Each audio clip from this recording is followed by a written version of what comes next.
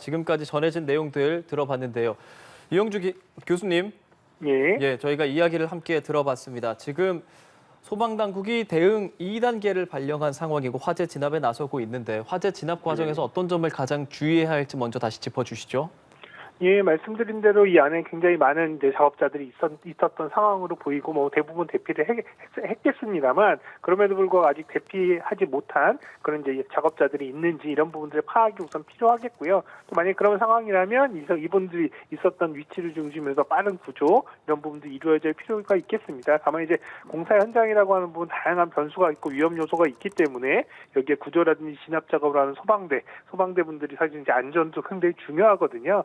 우리가 이제 과거에도 소방대들이 화재 현장에 들어갔다가 또 이를테면 순직하거나 부상을 당하는 경우들을 상당히 심심치 않게 봤기 때문에 이번 현장도 물론 이제 화재 진압이나 인명 구조도 굉장히 중요하지만 소방관의 안전이라든지 이런 것들을 좀 더 충분히 감안하면서 진압 작전들을 좀 이제 수행을 해야 되는 그런 상황으로 보입니다. 예, 알겠습니다. 현재 부산 기장군 복합 리조트에서 화재가 난 것과 관련해서 고기동 행정안전부 장관 직무대행이요. 14일 오전 10시 51분쯤 부산 기장군 공사장에서 발생한 화재와 관련해 고용노동부, 소방청, 경찰청, 부산시, 기장군 등 관련 기관은 가용한 모든 장비와 인력을 동원해 화재 진압과 인명구조에 총력을 다해달라고 긴급 지시했습니다. 또한 이 고대행은요, 화재 진압 과정에서 소방대원 안전사고가 발생하지 않도록 최선을 다하고 경찰에서는 화재 현장 주변 통제에 만전을 기해달라고 당부했습니다. 자, 지금까지 소방당국은요, 이번 화재로 이날 정오에 소방대응 2단계를 발령했습니다. 행안부는 현장 상황관리관을 현장에 즉시 파견했는데요. 자, 교수님 질문을 조금 더 이어가 보도록 하겠습니다. 이런 화재 상황에서 소방당국이 최대한 좀 신속하게 들어가야 할 것 같은데 어떤 방법이 있을까요? 이 방법이라고 할 것까지는 따로 없을 텐데 아마도 이제 그 화재 지금 상황, 그리고 공간 구조 이런 것들을 감안해서 소방에서 이제 진압 작전들을 진행을 할 겁니다. 아마도 이제 화재가 발생한 지역에 접근이 가능한 출입구, 또 그리고 화점이 있는 화재 확산이 되는 화점에 접근하는 어떤 출입구라든지 동선을 우선 확보할 거고요. 그 동선상에 이제 화재가 있다면 이런 부분들부터 이제 진압을 해 나가면서 안쪽으로 접근해서 들어가는 그런 상황이 될 것으로 보이는데요.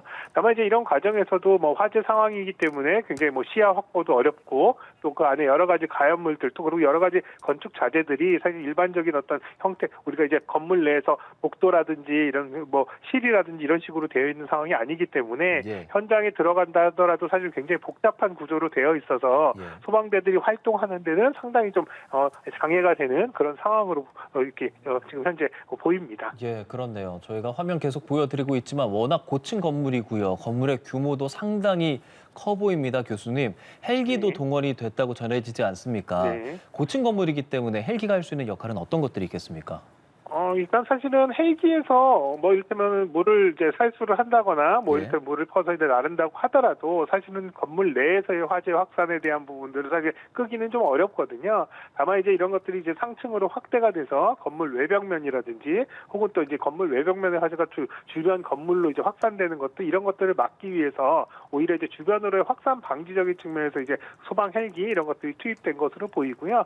지금 현재 이제 건물 위쪽으로 만약에 화재가 확대가 됐다면 앞서 말씀드린 대로 계단실 같은 경우에도 사실 원래 정상적인 완공된 건축물이라면 이를테면 방화문이라든지 이런 것들로 인해서 다른 층으로의 연소 확대들이 이제 차단이 되고 또 소방대들이 다른 층으로 이동할 때도 방호된 계단으로 이동을 해서 이런 화재 진압들을 할 수가 있을 텐데요.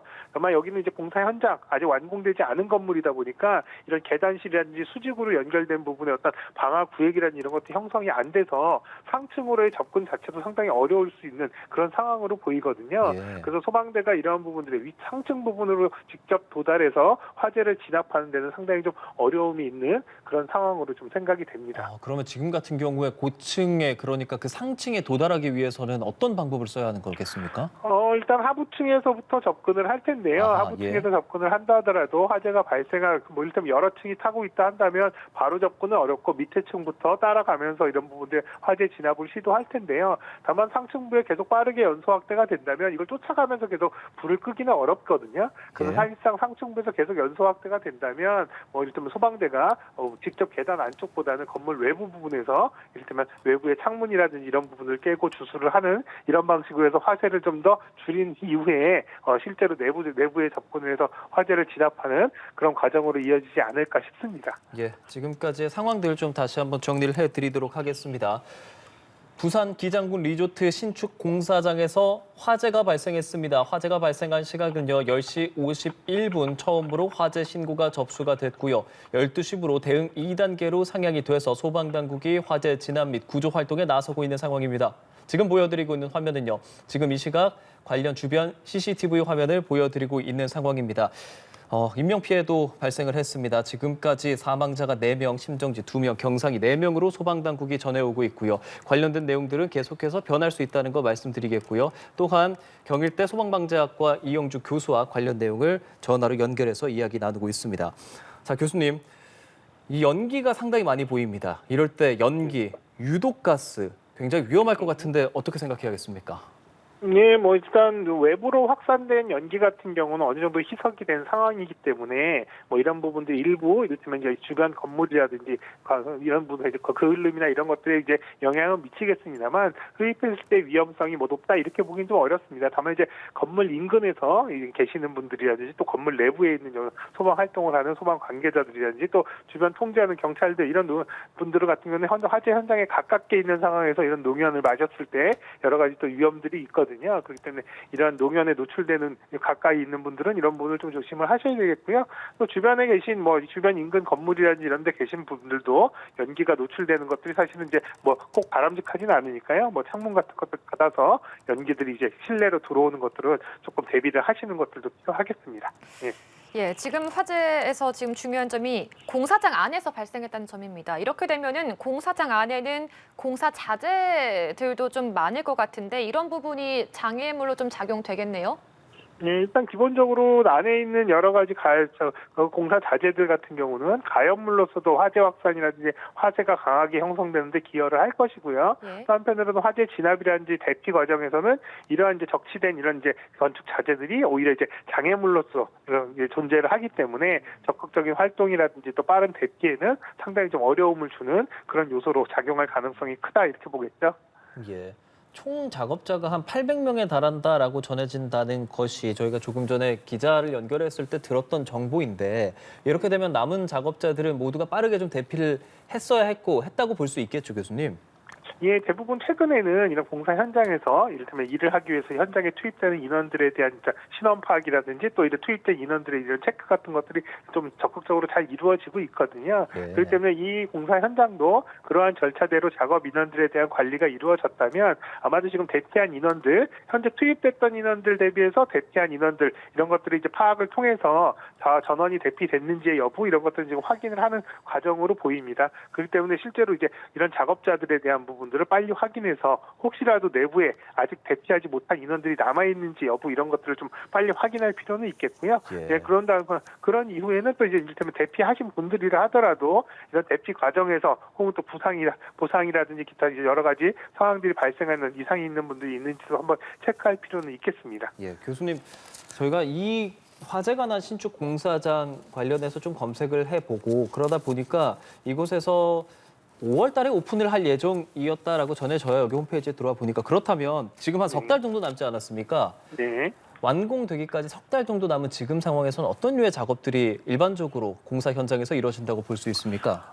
대부분 이제 화재가 발생하는 이런 이제 공사 현장에서 화재가 발생할 때 화재가 가장 많이 발생하는 이 시기가 이렇게 준공을 앞둔 한 2, 3개월 전 이때거든요. 왜냐하면 이때는 여러 마무리 작업을 하기 위해서 여러 가지 공정들이 동시다발적으로 이루어지는 부분들이 있고요. 또 한편으로는 이렇게 여러 가지 작업들이 이루어지면서 대부분은 이제 마감 작업이라든지 도장 작업이라든지 이렇게 이제 화재 위험성이 높은 또 화재가 발생했을 때 피해가 커질 수 있는 이런 작업들이 많이 이루어지기 때문에 이런 시기에 화재 안전에 관련된 관리 이런 것들은 좀 더 집중적으로 할 필요가 있거든요. 특히 또 이제 겨울철이다 보니까 사실 건조한 기후 이런 것들도 맞물려서 사실 화재가 또 강한 바람도 이제 많이 부는 이런 상황이기 때문에 화재가 발생했을 때 상당히 좀 큰 피해로 이어질 수 있는 가능성이 있는 시기다라고 볼 수는 있겠고요. 아마도 이 공사 현장도 마찬가지로 아마도 이제 뭐 골조 공사라든지 다른 공사들 대부분의 공사들은 진행이 됐을 거고요. 대부분 실내 마감 작업이라든지 뭐 도장 작업이라든지 또 이를테면 이제 실내 인테리어 공사 뭐 이런 것들까지 맞물려서 아마 같이 진행되고 있는 상황이 아닌가 싶습니다. 아까 12시쯤이죠. 정오에 이 대응 2단계가 상향이 되고 나서 현재까지 계속 유지 중입니다. 이렇게 되면 그만큼 진화가 쉽지 않다는 걸로 보면 될까요? 예, 일단은 뭐 그 관할 소방대, 관할 소방서의 소방력 가지고는 대응하기가 좀 더 어려운 그런 상황이기 때문에 부산 전체의 소방력들을 동원할 수 있는 대응 2단계로 아마 상향을 한 것으로 보이고요.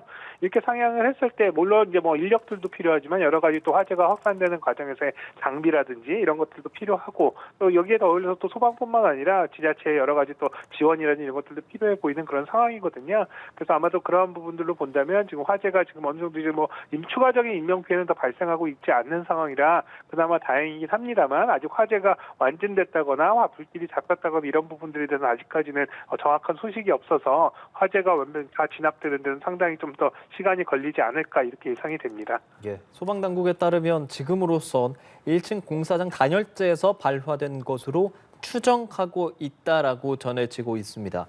공사 상황에서 이렇게 단열재에서 화재가 시작됐다라고 한다면 물론 추정입니다만 교수님께서는 어떤 상황에 의해서 어떤 문제가 있었을 것으로 추정해 볼 수 있을까? 우리 가능성을 좀 함께 얘기해 보죠. 예, 뭐 단열재에서 시작됐다는 게 이제 단열재에서 화재가 발생했다라고 보기는 어렵고요. 예. 다른 발화원, 점화원이 이제 있었고 그거에 의해서 이제 이 단열재라고 하는 가연물에 옮겨 붙으면서 화재가 확산되고 커진 것으로 이렇게 보는 게 맞을 텐데요. 그러면 이제 불이 맺혀 여기다 이제 한마디로 불씨를 당겨준 한마디로 이제 점화원이 무엇이 되었을까라고 하는 부분들 이런 것들 좀 살펴볼 필요가 있는데요. 그러면 예. 이걸 확인하려면 그 당시에 이 주변에서 어떤 공정들, 작업들이 이루어졌는지 이런 것들의 파악이 필요하거든요. 그래서 이런 공정상에 이를테면 용접이나 용단 작업 이렇게처럼 이제 불꽃이 나거나 혹은 또 열을 직접적으로 사용하는 작업들이 있었다면 이런 것들에 의해서 화재가 발생했을 가능성도 있고요. 또 한편으로는 이런 작업들이 이루어지지 않은 상황이라면 뭐 이를테면 그러면 안 되겠습니다만 현장에서 여러 가지 담뱃불이라든지 뭐 다른 또 이를테면 전열기구 뭐 또 전기적 요인에 의한 이런 화재 이런 가능성 이런 부분들도 좀 염두에 두고 아마 화재 원인들 이런 것들이 이제 조사가 될 것으로 보입니다. 예, 앞서 지금까지 전해지기로는 이제 홈페이지 등을 참고했을 때는 5월달 준공, 그러니까 오픈 예정이다라는 내용들이 적어내져 있어서 도장 작업이라든지 막바지 작업이 이뤄졌을 가능성이 있다라는 부분도 교수님 언급을 해주셨잖아요. 예. 자, 이런 상황에서 그렇다면 지금 한 석 달 남은 상황에서면 우리가 아까 얘기했던 소프링클러라든지 그런 소방 셔터라든지 그런 류의 소방 시설들은 이쯤 되면 어느 정도 완성이 됩니까? 아니면 아직 좀 시간이 있었어야 하는 상황이었겠습니까? 아마도 뭐 어느 정도 갖춰지긴 합니다만 그렇습니까? 어쨌든 이 소방의 시설 공사들 또 이런 것들이 이제 완벽하게 정리가 되려면 안에 내장이라든지 마감과 같이 대부분 이루어지게 되거든요. 그렇기 때문에 소방 시설의 기본적인 어떤 설비들이 갖춰졌다 하더라도 이것이 정상적으로 작동할 수 있는 이런 상태까지는 아니었을 것이다라고 보는 게 맞고요. 또 대부분 우리가 얘기하는 스프링클러 같은 경우도 스프링클러의 헤드가 설치되려면 천장면이라든지 이런 것들이 다 완성이 되고 마감이 된 상태에서 설치를 해야 되기 때문에 아마도 스프링클러 배관이라든지 이런 것들은 어느 정도 갖춰졌다 하더라도 그게 실제로 기능할 수 있게끔 뭐 이를테면 헤드 부분이 정상적으로 작동돼 있고 이런 것들이 대부분 또 감지기의 연동이라든지 여러 가지 설비들이 갖춰진 상황까지는 아니었을 것으로 보입니다. 또 막 설령 이런 부분이 다 완벽하게 갖춰졌다 하더라도 아직까지는 사용 승인을 받은 이런 건물이 아니기 때문에 이런 것들이 정상적으로 작동하는 상태로 두지는 않았을 것으로 보이거든요. 대부분 또 그렇게 하고 있고요. 그래서 아마도 이런 소방 시설에 대한 부분들 이런 것들이 작동하거나 기능할 수 있는 상황은 아니었다라고 보겠습니다. 예, 지금 준공 시기를 앞둔 건물이었다라고 말하고 있는데 이 시점에서는 어떤 점을 집중적으로 점검하고 있는지 그 공사 현장은 어땠을까요? 공사 현장에서도 사실은 이제 너무 대부분 공사 현장에서 화재, 앞서 말씀드린 대로 이렇게 이제 마무리 공사를 하는 과정에서 굉장히 좀 많은 화재들이 일어나고 있고, 이런 부분들에 대한 안전 조치를 좀 더 적극적으로 해야 된다는 것들은 사실 소방 건설업체라든지 현장 관리하는 관리자들이 충분히 알고 있었을 겁니다. 다만 이제 그럼에도 불구하고 이런 것들이 좀 더 적극적으로 현장에서 관리적인 측면에서 잘 이루어졌는지, 이런 것들은 나중에 다시 한번 좀 확인을 해볼 필요가 있겠고요. 또 한편으로는 이게 관리를 또 아무리 잘한다 하더라도 현장에서 직접 작업을 하는 작업자들이 또 이렇게 개인 단위에서 지켜야 될, 또 작업 단위에서 지켜야 될 안전에 대한 사항들을 충분히 잘 준수하고 이행했느냐라고 하는 부분도 상당히 중요한 부분이거든요. 예. 그래서 이런 것들이 단순히 우리가 대부분 공사 현장에서 화재가 나면 관리가 잘 안 됐기 때문이다 이렇게 생각하시지만, 물론 관리도 잘 돼야 되지만 개개인의 작업자가 화기 관리라든지 화재에 대한 부분들, 안전에 대한 부분들, 또 각자가 해야 되는 이런 여러 가지 안전 조치들, 이런 부분들이 정확하게 잘 이루어졌는지도 좀 잘 살펴봐야 되는 상황이기 때문에, 이번 화재의 원인이나 여러 가지 확대 과정들을 조사하는 과정에서 이러한 부분들을 좀 더 다각적으로 좀 조사하고 살펴보는 그런 과정이 네. 있을 것으로 봅니다. 예, 교수님, 지금 기장군 리조트 신축 공사 화재에 대해서 이야기를 나누고 있습니다. 앞서 인명 피해가 현재까지 10명 있다고 말씀드렸는데요. 소방당국에 의하면 11명으로 전해지고 있습니다. 다시 전해드리자면 사망자가 4명, 심정지 2명, 그리고 경상자가 5명인 것으로 전해지고요. 구조 상황도 소방청을 통해서 들어왔습니다. 옥상 대피 인원이 14명, 소방 헬기로 구조됐다고 전해지는데요, 교수님. 예. 이렇다면 옥상 대피는 좀 가능했다. 그러니까 어느 정도 완공이 돼서 옥상은 완성이 됐고 옥상으로 올라갔을 수는 있었겠다라고 볼 수 있는 거겠습니까? 아마도 옥상으로 대피하신 분들은 이를테면 이제 고층부나 혹은 또 상층부에서 작업하시던 작업자들일 것으로 보이는데요. 예. 1층 부분에서 화재가 발생해서 계단이라든지 이런 쪽으로 해서 연기가 위쪽으로 빠르게 확산되다 보니까 계단을 이용한 대피 자체가 불가능하다고 판단한 이제 작업자들이 오히려 이제 옥상으로 아하. 대피를 한 것으로 보이거든요. 그래서 아까 말씀드린 소방 헬기 이런 것들이 투입된 상황들도 말씀드린 대로 이제 옥상에 있는 이런 이제 요 구조자들을 이제 구조하는 그런 용도로 활용이 된 것으로 그렇게 보입니다. 보통 이런 화재 현장에서 일어나는 인명 피해들을 교수님께서 많이 좀 분석하고 연구를 하실 텐데 그런 경우에는 뭐 유독가스나 이런 것에 의한 인명 피해가 나는 경우가 좀 많습니까, 교수님? 일반적인 건축물에서의 화재에서는 예. 직접 화염에 노출돼서 피해를 입는 것보다는 연기에 의한 이런 피해, 사망자가 거의 한 10명 중에 한 7, 8명 정도는 연기에 의한 피해거든요. 근데 이제 다만 공사 현장도 크게 다르지는 않습니다. 공사 현장 같은 경우도 대부분 이제 말씀하신 대로 여러 가지 가연성 물질들이 굉장히 유독한 가스, 그리고 다량의 연기들을 이제 분출하다 보니까 연기에 의한 피해, 그리고 또 그로 인한 사망자도 굉장히 더 많이 발생하는 상황들이 있고요. 또 한편으로는 또 다른 측면에서 보면 이런 가연물들이 굉장히 많고 빠르게 연소 확대가 되기 때문에 화염에 의해서 직접적으로 피해를 입는 경우도 상당히 많이 있거든요. 그래서 이런 걸로 본다면 공사 현장 같은 경우는 일반 건축물에서 연기에 의한 피해가 굉장히 많이 발생하는 측면보다도 거기에 더해서 예. 직접적인 화염에 의한 어떤 피해, 인명 피해에 대한 부분들도 또 많이 발생한다. 이렇게 보시는 게 맞을 것 같습니다. 그렇군요.